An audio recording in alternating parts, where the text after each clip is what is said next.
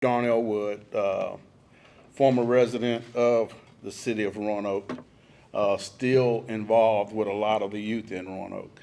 Uh, First, let me state that uh, I have two kids who are now grown, but I have a lot of kids that not are my blood children, but I do see them normally daily in church and outside of the various parts of the community. And that community would be northeast, northwest, southeast, southwest. Uh, a lot of it. I am, and I just put it out there, I am totally disappointed in the city of Roanoke. When I say the city of Roanoke, I'm talking about the citizens of Roanoke. See a lot of times them complain, complain, complain, complain.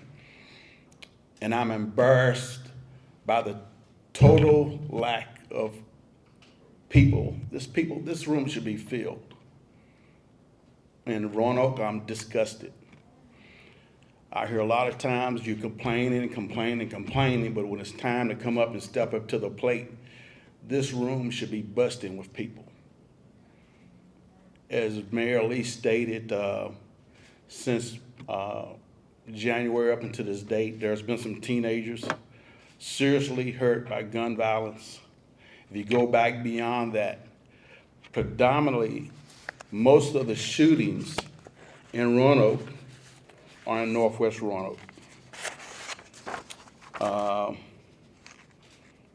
Thus far to the date, aggravated assaults or homicides where a victim was hit by gunfire, there, as of February 14th, the statistics I have were a total of 9. Offenses where victims were hit by gunfire January 1 through February 12th of 2022, there were 13. 4 homicides, 9 aggravated assaults. In 2023, and I'm looking at January 1, 2023 to February 12th, 3 homicides, 6 aggravated assaults for a total of 9.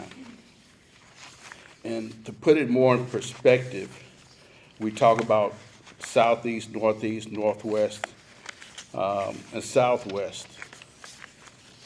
Thus far, and I'll go back to, I'm gonna just use a broader range. I'll go back from January 1, 2022 to February.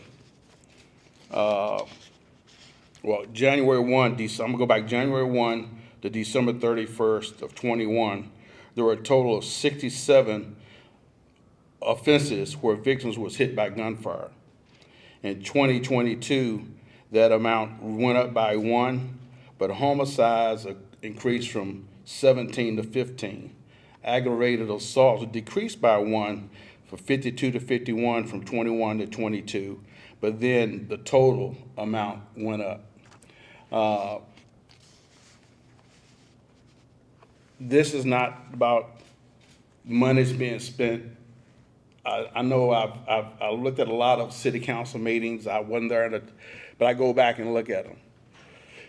I see where there's a lot of complaining going on about where the money is spent and everything. There's a lot of good things being done by the Gun Violence Prevention Commission. You know, it is not about the monies. I will do this free. You don't have to give me anything to come out and protect the children or say what I want to say. I am just disappointed that more and more of Roanoke don't wake up.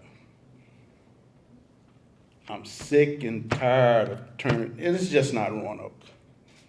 It's just, believe me, this is not a Roanoke, Virginia thing. It's happened nationwide.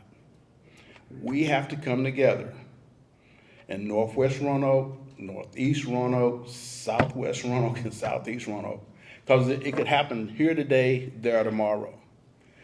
The curfew, let's just face it, when I was growing up at home, you'd be at home by 10 o'clock. If you weren't at home by 10 o'clock, your neighbor made sure you got home at 10 o'clock. Right now, I don't think there's a lot of input from adults to get these children in. I don't have a problem with a curfew.